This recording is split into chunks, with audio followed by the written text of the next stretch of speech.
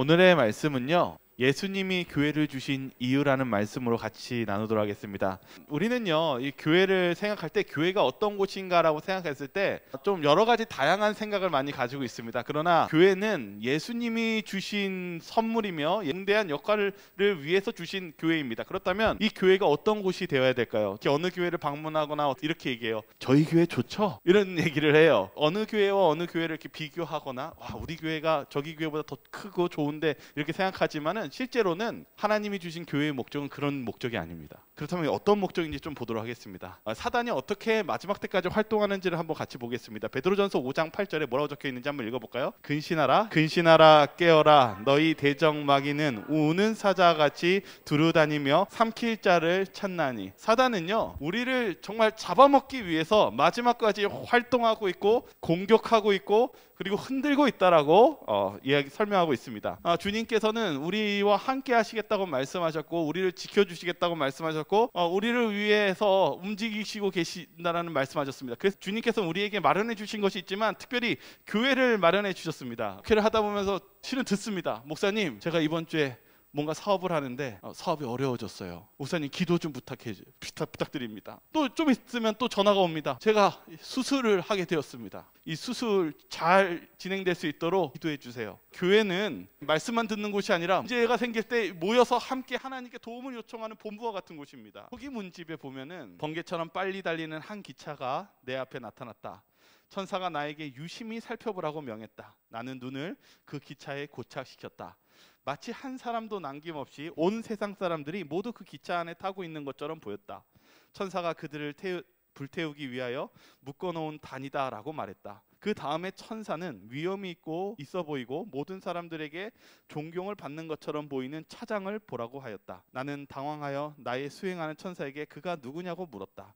그는 바로 사단이라고 대답했다. 그는 빛의 천사처럼 꾸민 차장이었다. 그는 세상을 포로로 하여 끌고 가고 있었다. 끝내는 멸망하고 말 거짓을 믿도록 더욱 강요한 기만으로 저들을 사로잡고 있었다. 그의 다음 지위는 기관사가 있었고 그 외에 필요한 요소의 부하들이 배치해두고 있었다. 그들은 모두 영원한 파멸을 향하여 번개처럼 빠르게 달려가고 있었다. 기차 안에 많은 사람들이 흥겹게 기차를 타고 가고 있는데 막상 맨 앞에 가니까 그 운전하고 있는 이 차장인 사단입니다. 사단이 이 영원히 멸망하는 곳을 향해서 즐겁게 막 달려가고 있는 것입니다. 사단이 무엇 하려고 하냐면 우리를 넘어뜨리기 위해서 이 세상 끝날까지 흔들고 있다는 사실입니다. 여러분 잊지 마시기 바랍니다. 주님은 여러분들을 고난과 공경이 찾아올 때 여러분들을 구원하시기 위해서 도와주시기 위해서 우리와 함께 계신다는 사실을 잊지 마시기 바랍니다. 그래서 주님께서 우리에게 교회를 주셨습니다. 우리가 위급한 상황에 처했을 때 하나님께서는 우리를 도와주시기 위해서 사단이 공격하는 것 반대로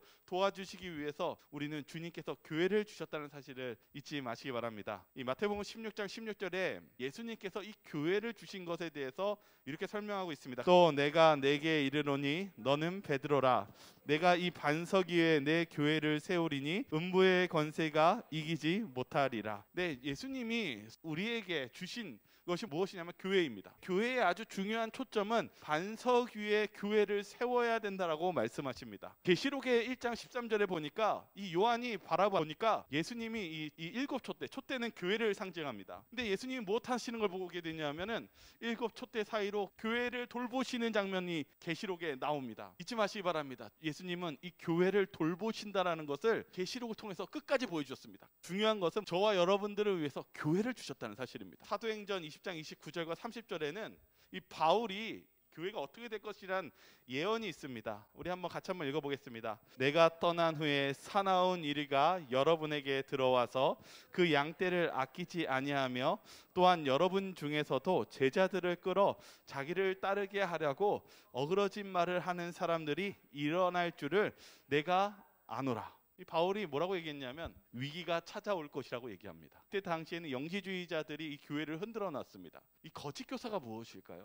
성경학대경에 그들 중 일부는 이전의 신자였거나 심지어 사역에 협력하고 있는 사람들입니다. 이것은 젊은 교회들을 파괴하려는 그들의 비통함의 결의를 설명합니다. 바울은 거짓 교사들의 특징을 분명하게 묘사합니다. 그들은 논쟁을 조장하고 지나치게 자만합니다. 그들은 위선적이고 거짓말쟁이이며 양심이 예수님이 화인 맞아서 사람들의 개인 생활 방식을 통제하려고 합니다. 그들은 자만하고 이해력이 없습니다. 교회의 위기가 단순히 다른 이단들이 와서 흔드는 것뿐만 아니라 교회 내부에도 있었다는 사실입니다. 잘 다니던 교인이 갑자기 자신이 잘못된 교리를 설명하고 가르치기 시작합니다. 우리가 봤을 때 우리는 교회가 어떠한 역할을 해야 되는 것이 교회인지를 좀 생각해 볼 필요가 있습니다. 예수님이 허락하신 교회가 어떠한 교회일까요? 여기 고린도전서 16장 10절과 11절에 이 디모데에게 이 교회에 문제가 생길 때 바울이 이 고린도전서에 디모데를 보낸다고 시작합니다. 교회가 문제가 생겼을 때 바울이 제일 먼저 한 행동을 먼저 보도록 하겠습니다. 디모데가 이르거든 너희는 조심하여 그로 두려움이 없이 너희 가운데 있게 하라. 이는 그도 나와 같이 주의 일을 힘쓰는 자임이라. 그러므로 누구든지 그를 멸시하지 말고 평안히 보내어 내게로 오게 하라. 나는 그가 형제들과 함께 오기를 기다리노라. 설들이 가득하고 교회에 문제가 있었을 때 제일 먼저 바울이 한 일은 목자를 보내는 것이었습니다. 우리가 봤을 때는 거기 안에도 성경을 가르치는 사람들이 있었습니다. 그러나 이 바울에게 중요한 것은 디모데를 보내는 것이었습니다. 근데 이유가 무엇이었냐면 10절에 보면 나와 같이 주의 일을 힘쓰는 자라고 얘기하고 있습니다. 여러분 교회의 역할이 무엇일까요? 여기 교회의 역할에서 있어서 목자가 중요하다고 얘기하고 있습니다. 여기 디모데전서 1장 18절에 대해서 읽도록 하겠습니다. 아들 디모데야 내가 내게 이 교훈으로서 명하노니 전에 너를 지도한 예언을 따라 그것으로 선한 싸움을 싸우며. 바울은 디모데를 자신의 아들로 표현하면서 디모데를 보냅니다. 그런데 무엇하라고 목사를 보낼까요? 정말 성공한 목회가 무엇입니까? 사람들이 가득 차고 다른 사람들이 우러러보는 것이 성공한 교회고 성공한 목회일까요? 바울은 디모데에게 뭐 하라고 보내냐면 싸우라고 보냅니다. 디모데가 가는 목회는요 싸우는 목회입니다. 디모데전서 6장 12절 한번 같이 읽겠습니다. 믿음의 선한 싸움을 싸우라. 영생을 취하라. 이를 위하여 내가 부르심을 받았고 많은 증인 앞에서 선한 증언을 하였도다. 너를 부른 목적은 싸우라고 불렀다. 저와 여러분들이 하나님께서 교회를 세우시고 교회의 목자를 세우시고 그리고 그 목자에게 설교하라고 하신 이유는 여러분의 비위를 맞추거나 여러분이 생각한 것을 동조하고 여러분을 기분 좋게 하라고 세운 것이 아니라 하나님의 말씀을 선포하고 하나님의 참된 길을 인도하는 그 싸움으로 이끄는 것이 이 교회의 역할이라는 사실을 다시 한번 설명하고 있습니다. 교회는 어떤 곳이냐면 전쟁터입니다. 사단은 우리의 신앙을 무너뜨리기 위해서 공격합니다. 하나님께서는 그 싸움을 아셨기 때문에 우리에게 군사들이 모이는 장소인 이 교회를 허락하셨습니다. 이 교회 안에서는 싸우는 무기는 하나님의 말씀이며 하나님의 말씀으로 나아갈 때만 그 힘을 발휘하고 하나님의 역사가 발휘한다는 것을 이야기하고 있습니다. 주님은 어떠한 목회자를 원하시는 것일까요? 목사를 보내는 것은 인기 있는 목회를 하는 것이 아니라 결국 하나님의 말씀을 전하는 것 그리고 하나님의 말씀과 투쟁하도록 하는 것이 목자의 역할이며 교회의 역할이라는 사실을 알게 되었습니다. 신앙은 우리가 투쟁하는 것입니다. 내가 한 주 동안 살아오면서 세상과 살다가 이 교회에 왔었을 때 다시금 우리가 하나님의 말씀이 무엇인지를 깨닫고 그 말씀을 듣고 투쟁하러 다시 세상으로 나아가는 곳이 교회라는 사실을 잊지 마시기 바라겠습니다. 여기 성경확대경 디모데전서는 오늘 여기 목자에 대해서 다시 한번 이렇게 설명합니다. 목사는 주인이 아닙니다. 그는 하나님의 일을 맡은 청지기로서 전체 교회를 대신하여 대표 사역을 수행하며 교회 활동의 모든 부서의 단계를 육성하고 지원할 의무가 있습니다. 목사는 교회의 주인공이 아닙니다. 목사는 하나님의 말씀을 대변하고 하나님의 말씀을 전하는 청지기에 불과한다는 사실을 잊지 마시기 바랍니다. 목회자가 해야 될 일은 하나님의 말씀대로 살아야 된다고 하나님의 말씀을 대변하는 자리라는 사실을 잊지 마시기 바랍니다. 하나님께서 이 디모데를 부른 이유는 그가 어려서가 아니라 그가 잘나서가 아니라 하나님의 말씀을 대변할 수 있는 그러한 준비가 되었기 때문에 디모데를 불렀다는 사실입니다. 여기 디모데 전서를 읽어보니까 다음에 뭐가 나오냐면 장로가 나오고 집사가 나옵니다. 왜 장로가 나오고 집사가 나오는 걸까요? 디모데 전서 3장 8절과 9절 한번 읽어볼까요? 이와 같이 읽겠습니다. 시작. 이와 같이 집사들도 정중하고 일구이원을 하지 아니하고 술에 임박히지 아니하고 더러운 일을 탐하지 아니하고 깨끗한 양심에 믿음의 비밀을 가진 자라야 할지니. 디모데전서를 읽으면 목자에 대해서 설명하다가 다시 장로에 대해서 집사에 대해서 얘기합니다. 무슨 뜻일까요? 그리고 남자와 남편과 아내에 대해서도 설명이 나오는데 성경에는 남편은 하나님같이 모시고 아내는 교회를 모시는 듯이 하라고 얘기합니다. 이게 무슨 뜻일까요? 교회는요, 목자는, 이 디모데는 하나님의 말씀을 전할 의무가 있었습니다. 그리고 장로와 집사는 또 모범적으로 살아야 될 그런 책임이 있었어요. 교회는 하나님의 말씀대로 서지 아니하면 결코 사단을 이길 수 없으며 보호를 받을 수 없음을 다시 한번 설명하고 있다는 사실입니다. 고린도전서 12장 27절을 이렇게 설명합니다. 너희는 그리스도의 몸이요 지체의 각 부분이라. 예수님께서 말씀하셨습니다. 반석 위에 교회를 세워야 된다고 말씀하셨습니다. 예수님의 반석 위에 교회가 세워져야만 어려움과 그런 폭격 속에서 그 싸움을 대항할 수 있다는 사실을 잊지 마시기 바랍니다. 우리는 전쟁터에 살고 있습니다. 이런 전쟁터에서 예수님이 함께 하시지 않으면 이길 수가 없음을 잊지 마시기 바랍니다. 우리 마태복음 16장 18절 한번 다시 한번 읽어볼까요? 또 내가 내게 이르노니 너는 베드로라. 내가 이 반석 위에 내 교회를 세우리니 음부의 권세가 이기지 못하리라. 교회의 역할에 대해서 이제 다시 보게 됐습니다. 교회는 예수님이 세우시고 예수님의 말씀대로 가야만 음부의 권세가 이기지 못하는 것이 교회입니다. 교회는 단순히 뭘 쇼를 하고 뭔가를 보여주고 재밌는 곳이 아니라 우리가 전쟁에서 싸워서 이길 수 있는 예수님의 능력과 힘을 받으며 바른 길로 우리가 교정하면 예수님이 우리를 도우실 수 있도록 하는 그런 집합소이며 군대의 모습을 하고 있다는 사실을 잊지 마시기 바라겠습니다. 시대의 소망에는 이렇게 적혀 있습니다. 다른 이로서는 구원을 얻을 수 없기 때문이다. 교회의 기초에 있는 모퉁이 돌인 예수 그리스도와 긴밀히 연결된다. 그가 없이 교회는 결코 존재할 수 없기 때문이다. 예수 그리스도가 진실로 하나님의 아들임을 깨닫는 것이 구원의 문을 여는 열쇠다. 여러분, 예수님과 만나셔야 되고 이 교회는 결국은 예수님이 중심으로 서야만 우리가 그 주님의 보호와 능력과 그리고 그 권세를 우리가 받을 수 있다는 사실을 잊지 마시기 바랍니다. 여기 기본교리 138페이지에는 교회가 뭐라고 적혀 있냐면 싸우는 군대라고 얘기하고 있어요. 여러분, 교회는 실은 우리가 이 전쟁을 싸우기 위해서 모이는 군대입니다. 여기 제가 읽어드리겠습니다. 싸우는 군대, 그리고 승리를 거둔 군대로서의 교회. 지상의 교회는 전쟁을 치르고 있는 군대와 같다. 교회는 영적 어둠에 맞서 싸우도록 부름을 받았다. 우리의 씨름은 혈과 육에 대한 것이 아니요 정사와 권세와 이 어두움의 세상 주관자들과 하늘에 있는 악의 영들에게 대함이라. 그리스도인들은 그들의 악한 날에 능히 대적하고 모든 일을 행한 후에 서기 위하여 하나님의 전신갑주를 취해야 한다.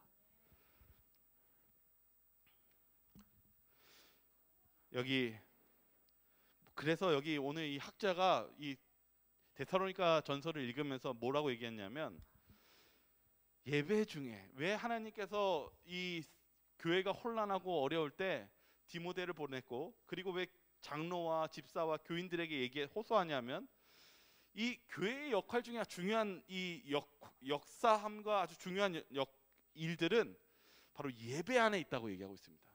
우리가 예배를 할 때 뭐가 시작되냐면 교회의 권고가 시작된다는 것입니다. 여러분들이 잘못된 길을 갔을 때 하나님의 음성이 이 예배 안에 들어질 때 여러분의 마음속에 무엇이 시작됩니까? 기도가 시작되고, 기도 속에서 겸손이 시작되고, 그리고 겸손과 회개 다음에 예수님의 하나님과의 중보가 시작되고, 여러분의 기도의 간구가 들려지고 감사함으로 하나님께 은혜를 받고, 그리고 다시금 믿음의 생활을 할 수 있다는 것입니다.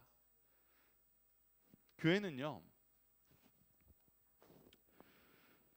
여러분의 마음에 듣고 싶은 말을 듣는 곳이 아니라 하나님께서 여러분에게 무엇을 원하시는지에 대한 말씀을 듣는 곳이 진정한 교회이며 치료가 거기서 시작된다는 사실을 잊지 마시기 바랍니다. 때론 여러분의 신앙 속에서 마음을 아프게 하는 말씀이 있을지라도 그 말씀을 그저 듣기 싫은 말씀이라도 듣기 싫은 말이라고 생각하지 마시고, 하나님께서 주시는 말씀으로써 우리가 하나님부터 구원을 받는 길이라는 사실을 잊지 마시며 그것을 하나님의 말씀으로 받아들이시며 전진해 나가시길 바라겠습니다. 하나님의 말씀이 선포하는 교회가 반석 위에 세워진 교회입니다. 목회자만 그러는 게 아니라 하나님의 말씀으로 살려는 장로와 집사와 그리고 신자들이 있는 곳이 바로 반석 위에 세워진 교회입니다. 그분의 말씀을 들으려는 사람, 그분의 말씀을 듣고 지키려는 사람이 주님께서 함께 하실 것입니다.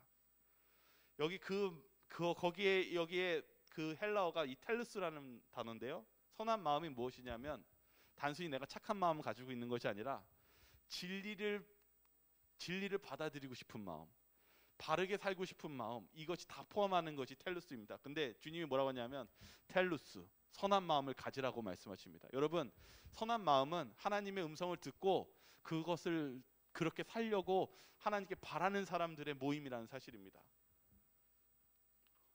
여기 다니엘이 있습니다. 다니엘이요, 거의 80세가 넘었을 때 얼마나 이제 그의 삶이 너무 고단하고 힘들겠습니까? 그런데 억울한 명령이 내려집니다. 한번 다니엘서 6장 12절 한번 읽어볼까요? 왕이여, 같이 한번 읽겠습니다. 시작. 왕이여, 이제부터 30일 동안에는 누구든지 왕 외에 어떤 신에게나 사람에게나 구하면 사자굴에 던져 넣기로 하지 아니하였나이까 하니 왕이 대답하여 이르되 이 일을 확실하니 메대와 바사에 고치지 못하는 규례니라 하는지라. 이 법을 정합니다. 30일 동안 뭐 없이 살라고 하는 것입니까? 왕 외에 다른 신을 섬기지 않고 삽시다. 다니엘에게 뭐가 떨어진 거냐면 하나님 없이 사는 30일을 살라는 것이었습니다. 근데 다니엘이 어떻게 했냐면 하나님을 의지하지 않고 사는 삶에 대해서 명령이 떨어지자마자 그가 집에 돌아가서 전에 하던 대로 창문을 열고 예루살렘, 다시 말하면 오늘날 하나님이 계신 그 교회를 향해서 무릎을 꿇고 기도하는 것입니다. 그는 어떤 사람이었냐면 단 한순간도 하나님의 교회를, 하나님을 없이 사는 삶을 생각하지 않고 목숨이 죽더라도 내가 하나님을 의지하는 삶을 살기로 바라면서 기도하며 예배드리는 사람이 다니엘이었습니다. 그의 운명이 어땠을까요? 이 선지자 왕 540페이지에는 바로 이 부분에 대해서 이렇게 설명합니다. 예루살렘을 향하여 열린 창문에서 하늘의 하나님께 그 소원을 아뢰었다. 그는 자신의 행동을 감추려고 노력하지 아니하였다. 그가 하나님께 충성하는 결과가 어떻게 될지를 잘 알고 있으면서도 동요하지 아니하였다. 다니엘이 뭐라고 했다고요? 그가 자신의 행동을 감추지 않는데 그 충성된 결과가 어떻게 될지를 잘 알고 있었대요. 그리고 이렇게 얘기합니다. 그를 멸하려고 음모를 꾸미고 있는 자들 앞에서 그는 하늘과 자기의 관계가 단절된 것처럼 보이는 것조차도 허락하지 아니하였다. 다니엘은요, 반석 위에 세워진 그 하나님, 반석 위에 세워진 교회처럼 하나님을 의지하는 것을 단 한순간도 생각조차 하기 싫었다고 얘기하고 있습니다. 다니엘이 하나님을 의지했을 때, 다니엘이 세상이 그 다니엘을 향해서 협박하고 그를 멸망시키려고 했었을 때 다니엘은 하나님을 의지했습니다. 하나님께 기도했습니다. 여기 다니엘서 6장 20절과 22절은 아주 중요한 메시지를 줍니다. 우리 한번 성경절 한번 같이 한번 읽어보겠습니다. 다니엘이 같이 읽겠습니다. 시작. 다니엘이 돈 굴에 가까이 이르러서 슬피 소리질러 다니엘에게 묻되 살아계시는 하나님의 종 다니엘아, 내가 항상 섬기는 내 하나님이 사자들에게서 능히 너를 구원하셨느냐 하니라. 나의 하나님이 이미 그의 천사들을 보내어 사자들의 입을 봉하셨으므로 사자들이 나를 상해하지 못하였사오니 이는 나의 무죄함이 그 앞에 명백함이오며 또 왕이여 나는 왕에게도 해를 끼치지 아니하였나이다 하니라. 이 다리오 왕이 제일 먼저 한 일이 이것입니다. 하나님의 종 다니엘아, 내가 항상 섬기는 내 하나님이 사자들에게서 능히 너를 구원하겠느냐. 여러분, 사단은요 우는 사자와 같이 우리를 공격합니다. 이 다리오 왕이 궁금했던 것은 이 다니엘을 정말 하나님께서 구원하실 수 있느냐라는 질문을 하였을 때 다윗은 곧바로 대답합니다. 나의 하나님이 이미 그 천사들을 보내어서 입을 봉했습니다라고 고백했다는 사실입니다. 여러분, 다니엘의 세 친구들, 그들이 풀무불에 갔었을 때 누가 그를 구원해 주셨습니까? 예수님이었습니다. 예수님은 우리들에게 똑같이 얘기했습니다. 반석 위에 세워진 교회를 섬겨야 된다고 얘기했습니다.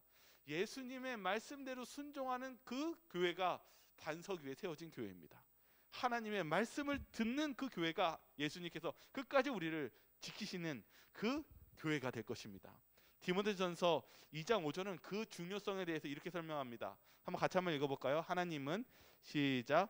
하나님은 한 분이시요 또 하나님과 사람 사이에 중보자도 한 분이시니 곧 사람이신 그리스도 예수라. 아주 중요한 것을 디모데전서에서 바울이 설명합니다. 뭐라고 하냐면 하나님도 한 분이요 하나님과 사람 사이의 중보자도 한 분이니 곧 사람이신 그리스도 예수라. 여러분, 그 어떤 잘생긴 아니면 멋있는 어떤 목회자도 중보자가 될 수 없고, 여러분 어떤 능력 있고 어떤 헌금을 많이 하신 사람일지라도 그 사람이 우리의 중보자가 될 수 없습니다. 우리를 중보하실 수 있는 분은 유일하신 예수 그리스도밖에는 없다는 사실을 잊지 마시기 바랍니다. 이것이 바로 그리스도께서 갈바리 십자가 위에서 행하신 덕분에 구속받은 자들이 누리게 될 신분이다. 예수님께서 왜 우리를 위해 십자가에 달려 돌아가셨습니까? 우리를 중보하시기 위해서입니다. 우리를 도와주시기 위해서입니다. 세상 끝날까지 이 사단의 공격과 핍박 속에서 우리를 지켜주시기 위해서 십자가에 달려 돌아가셨습니다. 우리를 중보하시고 있다는 사실입니다. 그리고 이렇게 적혀 있습니다. 이스라엘 백성들이 받았던 그 특권이 이제는 그리스도의 교회에게로 주어졌다. 여러분, 이스라엘 백성들이 축복받았습니까? 이 출애굽하는 동안 하나님의 도움을 받았습니까? 그 축복이 그대로 교회에게 전달되었다는 사실입니다. 그렇다면 저와 여러분들은 어떻게 사시겠습니까? 예수님의 그 말씀 위에 반석 위에 서서 그 주님의 말씀대로 사시겠습니까? 아니면 하나님의 말씀을 섞어가면서 내가 원하는 방식으로 해석하며 사시겠습니까? 주님은 예수님의 순수한 그 말씀에 의지해서 살라고 주님께서 말씀하셨습니다. 여기 스테파노비치라는 우리 재림교회 이 계시록 학자는 이렇게 얘기합니다. 그리스도께서 교회들에게 원하시는 것은 교회를 통하여 예수 그리스도만이 인간의 특수한 사정 가운데 있는 사람들을 만나서 그들의 영적 필요를 충족시킬 수 있는 유일한 분임을 전파하는 것이다. 이러한 빛이 바로 예수님이 교회를 통하여 밝히기를 원하시는 빛이다. 교회가 이 부르심에 실패하면 이 세상의 교회는 그 존재 이유를 상실하는 것이다. 예수님 없으면요, 여러분들이 여러분의 생각대로 살면 예수님이 없으면요, 그 교회는 존재 자체가 필요가 없는 것이라고 얘기하고 있습니다. 저와 여러분들이 그런 예수님을 말씀에 충성하시며 나아가시기 바랍니다. 여기 오른쪽에 빵을 씻고 있는 꼬마 보이죠? 6살짜리 아미라라는 소녀예요. 인도 소녀예요. 이 아빠가 있는데 이 딸이 외동딸인가 봐요. 너무 귀한 딸이니까 이제 학교 갈 때가 되니까 그냥 학교는 보내고 싶지 않은 거예요. 그래서 마을 사람한테 이제 물었어요. 여기 내가 이 사랑하는 딸 하나밖에 없는 딸이 있는데 얘를 좀 잘 키우고 싶은데 추천해주고 싶은 학교가 있냐고. 그러니까 이발사가 머리를 깎아주면서 여기 근처에 삼육학교 있는데 그 삼육학교 보내라는 거예요. 그래서 이 아미라가 학교를 가는데 얘가 평상시엔 웃지는 않는데 학교만 갔다 오면은 싱글벙글해서 행복해서 오는 거예요. 그래서 아빠가 너무 신기해서 야 아미라, 너는 뭔데 이렇게 행복해? 그러니까 학교 가면 너무 좋고 수업도 재밌고 그리고 이게 이 성경 공부하는데 목사님 해주신데 그 예수님의 이야기가 너무 좋다라는 거예요. 근데 하루는 이 아미라의 아빠가 어떤 문제 때문에 고민에 빠졌어요. 그러니까 이 아미라가 뭐라고 얘기했냐면, 아빠, 저랑 같이 학교에 가요. 누군가 아빠를 위해서 기도해 주실 거예요 라고 한 거예요. 그래서 그 고민을 해결해 준다고 하고 그 말을 믿고 학교에 갔는데, 가니까 어떤 교무처장 같은 분이 있어가지고 얘기를 했대요. 따라 해준 말대로 저를 위해 기도를 해달라고 막 요청을 했대요. 근데 얼마나 당황스럽겠어요. 근데 이분이 웃으면서 기도를 해줬어요.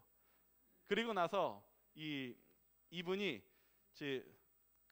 당신의 문제가 있는데 제가 교목 목사님을 소개시켜 주겠다고 목사님을 소개시켜 주니까 목사님이 뭐라고 했냐면 당신이 축복을 받으려면 성경을 공부하셔야 된다고. 그래서 성경을 가르쳐 줬어요. 그러면서 성경을 알고 하나님의 계명이 그렇고 하나님 말씀에 축복이 온다는 말씀을 딱 들으면서 이렇게 얘기했어요. 아니 이렇게 좋은 말씀이 있는데 이 모든 것을 목사님께서는 다 알고 계셨습니까? 이 좋은 것을 혼자 알고 계셨습니까? 이렇게 얘기하니까 목사님이 이렇게 얘기했대요. 당신이 이 좋은 것을 좀 더 일찍 알았으면은 더 좋았을 것이었다고 이렇게 얘기했어요. 그래서 이 아버지가 너무 행복하게 이제 그 기쁨을 누리고 이제 미소가 있고 이제 집에 왔는데 아내가 있었어요. 근데 아내는 실은 예수님을 믿지 않는 사람이었어요. 그러니까 이 아내가 너무 싫어하는 거예요. 그 모습이 바뀌면서. 그래서 아내가 남편한테 이렇게 했어요. 교회 그만 나가라고요. 싸우기 시작했어요. 근데 그렇게 싸우다가 이 위에 통증이 생기면서 쓰러졌었어요. 그래서 이 아빠가 결국은 쓰러졌는데 또 그 교회에 있는 사람들이 여기 병원에 가시면 치료받을 수 있으니까 병원을 소개시켜줬어요. 이 병원에서 이렇게 이 수술을 받아야 되는 위급한 상황이 되었어요. 그가 위급한 상황 속에서 하나님께 기도했어요. 하나님, 제가 하나님 말씀대로 살고 싶고 하나님이 도와주셔야지 제가 이렇게 살 수 있는데 저를 구원해 달라고. 근데 꿈에서 예수님이 나타난 거예요. 예수님이 나타나셔가지고 처음에 꿈에 나타나서 웃으면서 그를 맞아주시고 두 번째 꿈을 꾸는데 예수님이 그를 이렇게 다독여주면서 그 성경에 있는 말씀 아무것도 염려하지 말라 이 말씀이 들리는 거예요. 그때 눈물이 흐르면서 마음이 뜨거워졌대요. 그리고 나서 이 몸이 회복되기 시작했대요. 그래서 그 회복되는 그 감사함, 하나님에 대한 감사함으로 집에 가가지고 아내한테 얘기했대요. 나 이렇게 몸도 나았고 나 하나님의 말씀대로 살기로 결심했다고. 하나님께서 말씀대로 살아보니까 하나님이 날 보호해 주시고 치료해 주신 걸 경험했다고. 그러자 이 아내도 뭐라고 했냐면 그럼 나도 그 교회 한번 다녀보고 싶다고. 그래서 이 부부가 다 하나님을 믿게 되었다고 있는 이 실제 이야기입니다. 재림교인입니다. 여러분, 여러분의 인생에 폭풍우가 오고 있습니까? 이 사단이 우는 사자와 같이 여러분의 인생 속에 이 폭풍을 일으키며 다가오고 있습니까? 여러분, 예수님께서는 반석 위에 교회를 세우셨습니다. 근데 여러분, 예수님께 가지 않고 혹시 다른 데로 가고 있지 않습니까? 여러분, 딴 데 가지 마시기 바랍니다. 여러분, 딴 데 가면 다 사자의 밥이 됩니다. 다니엘이 주님을 의지하고 기도했었을 때 사자 입을 봉해 주신 것처럼 저와 여러분들이 안전하신 예수님이 우리를 지켜주시는 그 반석 위에 세운 교회로 오시기 바라겠습니다. 여기 각시대 대증투에 이렇게 적혀 있습니다. 오직 성경을 부지런히 연구하고 진리에 대한 사랑을 받아들인 자들만이 온 세계를 사로잡는 그 강력한 미혹에서 보호를 받게 될 것이다. 여러분, 하나님 예수님이 세워주신 말씀으로 세워진 이 교회에 주님께 의지하며 나아가시기 바랍니다. 주님께서 반드시 여러분을 지켜주십니다. 제가 지금 이제 마쳐야 되는데 잠깐 계시록을 얘기해 드리면 제가 이제 계시록 1장, 2장, 3장 읽었는데 예수님이 이 7 촛대를 왔다 갔다 하세요. 그게 뭐냐면 세상 끝날까지 교회를 돌보시는 거예요. 근데 요한이 1장에서 울고 있어요. 자기가 반모섬이라는 섬에 끌려왔거든요. 거기 섬 바로 옆 건너편에가 뭐냐면 이제 7 교회들이 보이는 거예요. 교회들이 보이는 거예요. 마음이 어떻겠습니까? 여러분, 제가 만약에 이게 송도 교회가 뭔가 일이 있는데 갑자기 끌려가가지고 제가 감옥에 끌려갔다고 생각해 보세요. 저기 바로 건너편 건물이에요. 그럼 제가 건너편에 창문 보면서 뭐 하고 있겠어요? 걱정하고 있겠죠. 요한이 눈물 흘리면서 큰일 났다. 나 지금 교회 가가지고 지금 수습해야 될 거 많은데 이거 어떡하나 이랬는데 예수님이 뭐라고 하냐면 요한아, 그러면서 이 7 촛대에 기름을 부으면서 걱정하지 마. 내가 교회 돌보고 있어. 내가 널 목자로 세웠지만은 네가 열심히 했지만 걱정하지 마. 내가 세상 끝날까지 교회 지키고 있으니까 아무것도 염려하지 마. 그게 반석 위에 세워진 교회입니다. 여러분, 교회가 온전할 것 같습니까? 여러분, 7 교회가 계시록 1장, 2장, 3장 읽어보시면 부족해요. 뜨뜻미지근할 때도 있고 때로는 차가울 때도 있고 또 너무 세상에 빠져 있을 때도 있고, 그런데 예수님이 그래도 교회라고 찾아오십니다. 너 그러면 안 된다. 너 빨리 안약 사서 눈 바르고 제대로 봐야 된다. 예수님이요, 저와 여러분들이 부족한 거 아십니다. 근데 예수님이 우리를 어떻게 하시냐면 사랑으로 인도해 주세요. 여러분 그때 반응하셔야 돼요. 그러니까 제가 항상 염려하는 건 뭐냐면, 여러분 넘어질 수도 있고 부족할 수 있습니다. 그건 당연한 것입니다. 그러나 예수님이 문을 두드리실 때 문을 여시기 바랍니다. 예수님의 말씀을 들으시기 바랍니다. 그게 중요한 것입니다. 저와 여러분들이 예수님이 두드리시고 여러분을 구원하시기 위해서 애타는 목소리를 부를 때 응답하시면 여러분 예수님의 백발백중 여러분 구원해 줄 수 있고 이기게 해주실 것입니다. 그것을 의지하시며 나아가시는 저와 여러분들 되시길 바라며 말씀을 마칩니다. 저희 찬미가 부르고 기도하고 마치겠습니다. 376장 부르겠습니다.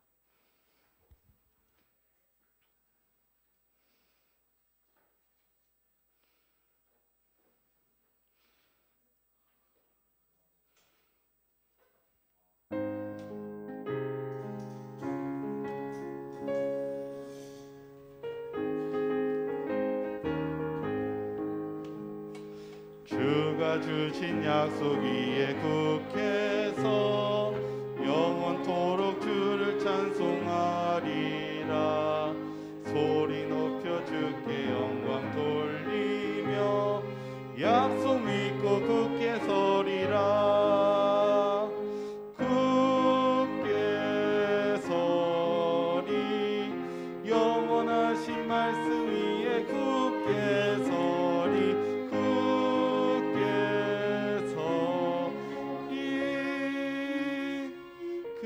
말씀 소망 위에 서리라. 주가 주신 약속 위에 굳게 서 세상 염려 내게 엄습하여도 말씀으로 힘써 싸워 이기며 약속 믿고 굳게 서리라.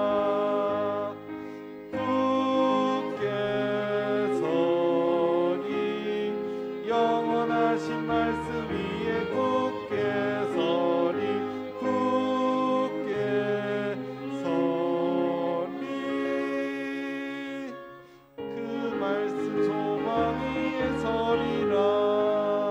기도하시겠습니다.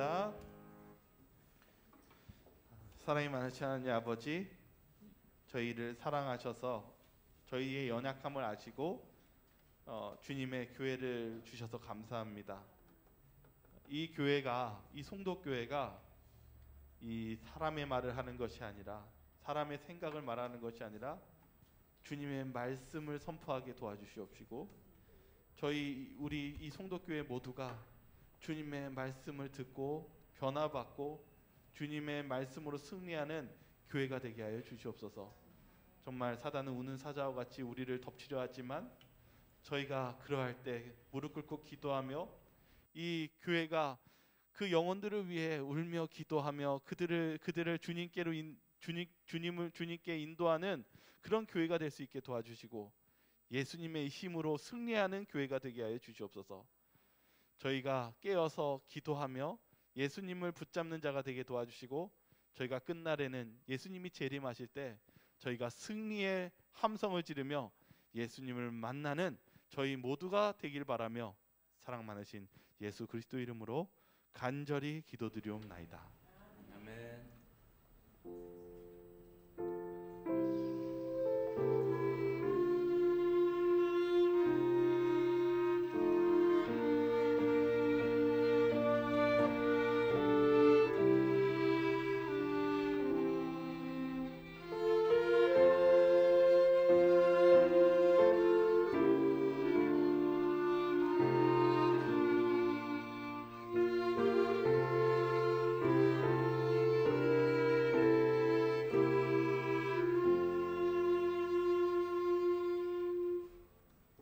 감사합니다. 오늘 행복한 안식이 되시기 바라고요. 저희는 다음 안식일에 찾아뵙도록 하겠습니다. 행복한 안식이 되시기 바랍니다. 감사합니다.